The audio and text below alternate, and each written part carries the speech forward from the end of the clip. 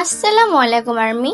আমরা অনেকেই জানি বিটিএস এবং ব্ল্যাকপিঙ্ককে নিয়ে কিছুদিন পর পরই ফ্যাক্ট নিউজ বের হয়, যেগুলো কোনো আর্মি, ব্লিঙ্ক এবং হেটার্সরা করে থাকে।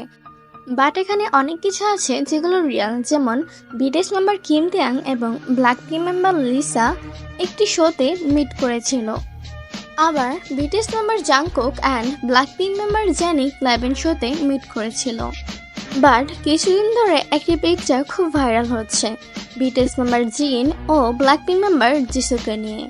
এখানে কিছু কিছু আর্মি বলছে পিকচারটি রিয়েল, জিন ও জিসু লুকিয়ে মিট করেছিল, বাট এটি অফিসিয়ালি প্রকাশ করা হয়নি। আবার অনেক আর্মিদের মন্তব্য যে না, এটি রিয়েল নয়, এটি ফেক, এটি কোনো টক্সিক আর্মি বা টক্সিক ব্লিঙ্ক করেছে। আর এটি এরকমভাবে এডিট করা হয়েছে যে এটা রিয়েল নাকি ফেক কিছুই বোঝা যাচ্ছে না।